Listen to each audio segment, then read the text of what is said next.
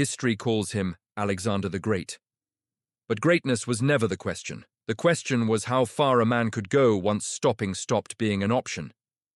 At 20 years old, Alexander took a throne surrounded by enemies, and answered with speed, not caution. He didn't hold Greece together with promises, he held it together with fear, powerful enough to silence resistance.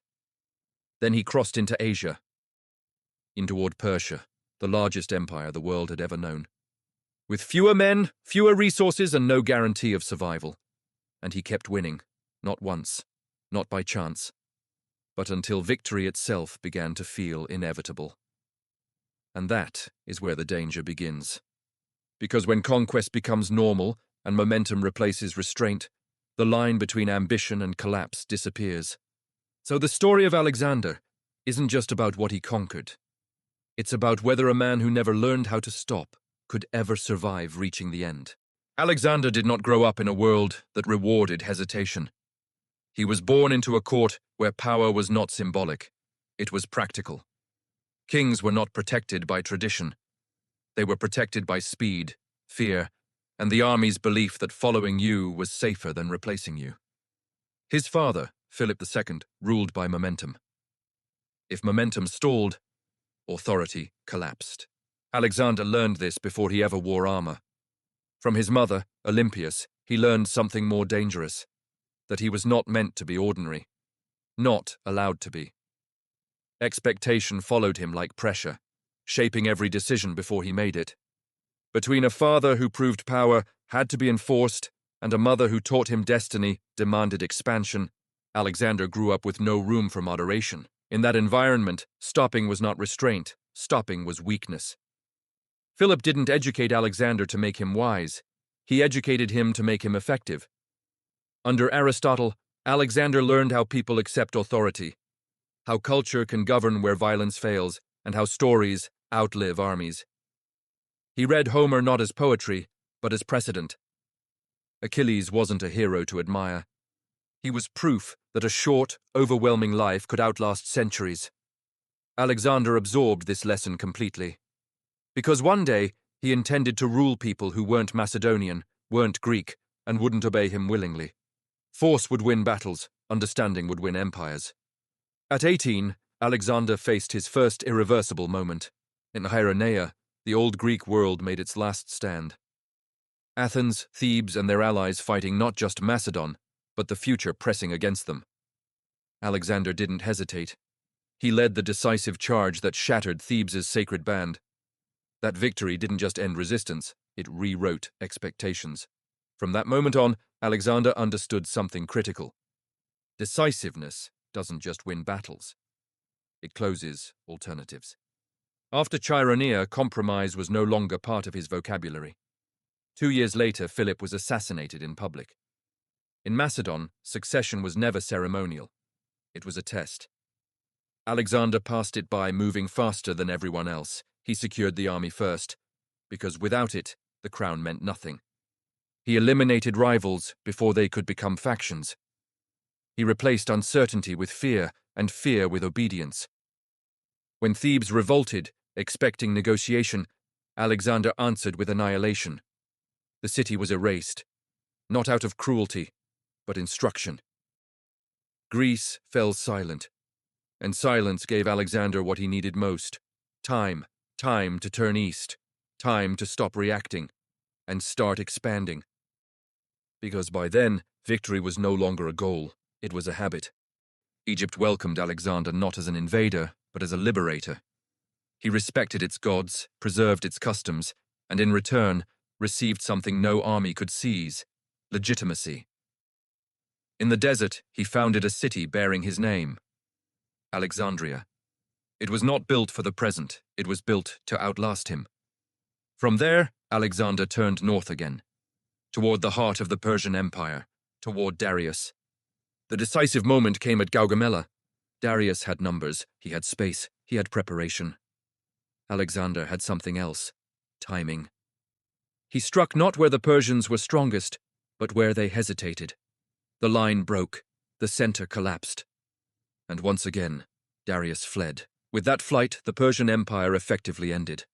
Babylon opened its gates. Susa followed. Persepolis fell.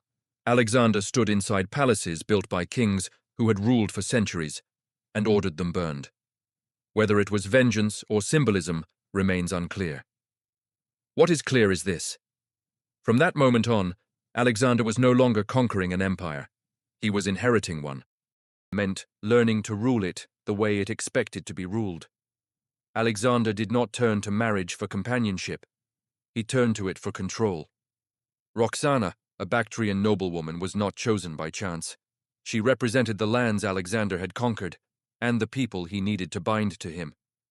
Later, at Susa, Alexander went further. He took Persian wives and ordered his generals to do the same. To Alexander, this was unity, a single empire fused by blood and loyalty.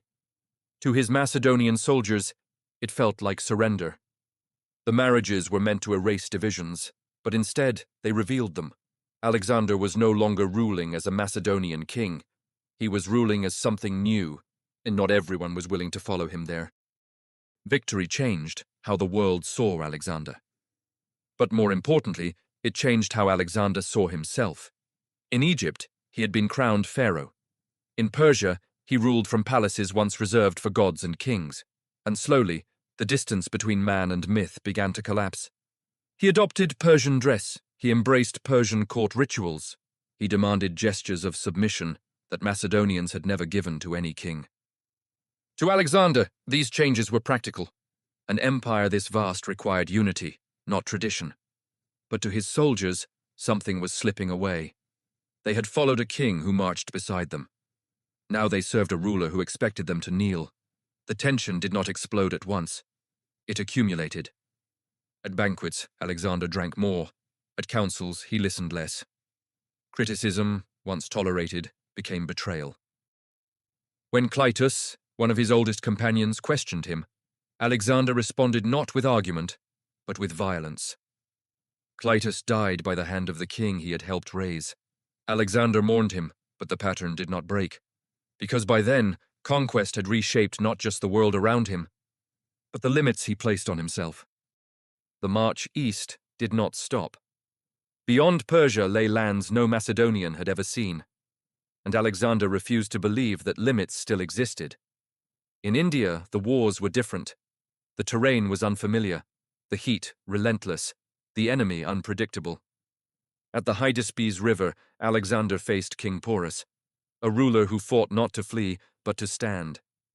The battle was costly. Victory came, but it felt heavier than before.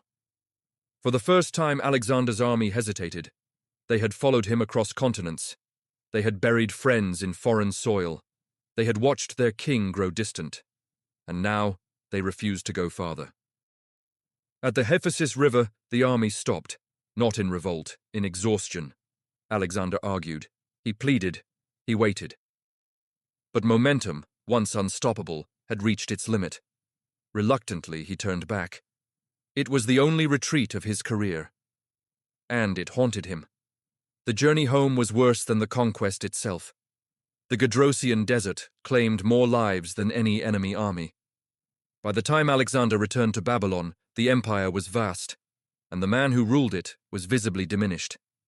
He was not yet 33. Babylon was meant to be a beginning. Alexander planned new campaigns, westward toward Arabia and beyond. But the empire he had built was moving faster than the man who ruled it. In the summer of 323 BCE, Alexander fell ill. The symptoms were sudden. The decline, rapid, fever, weakness, silence. As days passed, rumors spread. Poison, exhaustion, the weight of years compressed into one body. His generals gathered at his bedside. They asked him the question that mattered most: who would inherit the empire? Alexander gave no clear answer. Some say he whispered, "To the strongest." Others say he said nothing at all. On the 10th day he could no longer speak. On the 11th he could no longer move. At 32 years old, Alexander of Macedon died. The empire survived him, but only briefly. Without him, unity fractured into ambition. Generals became rivals, victories turned inward.